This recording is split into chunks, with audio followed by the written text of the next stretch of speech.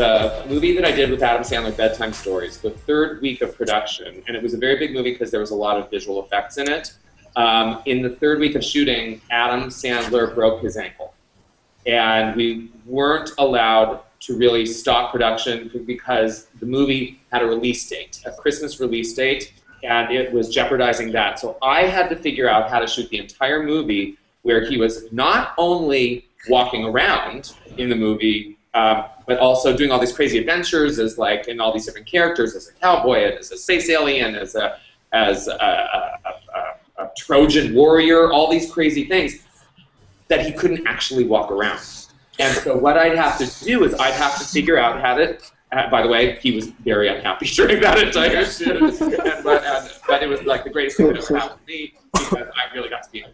So I was doing all these things where I would sit him down into the scene, the camera would be on him, and then he'd talk, and then when I needed him to move for the scene to progress, I'd have him start to get up as if he was, and he could stand up, do that, and then I would have to cut to a character across the room where he would not be seen, where Adam wouldn't be seen in the shot.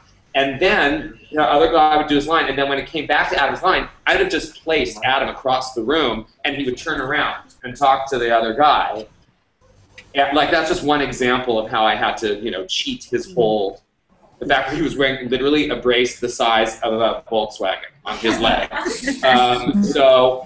And then we digitally changed his leg. He could only walk during about 1 month of the 3.5-month shoot of that movie. So that really helped me in how to figure out how to stage things, because I had to keep actors away from, had to be here, going home, and Queen Latifah had this commitment. So I had to stage the entire end of that movie. There was only one day when most of them were there. And so I had to create all the angles and the choreography, not just the dancing choreography of that scene, which I did, possibly work.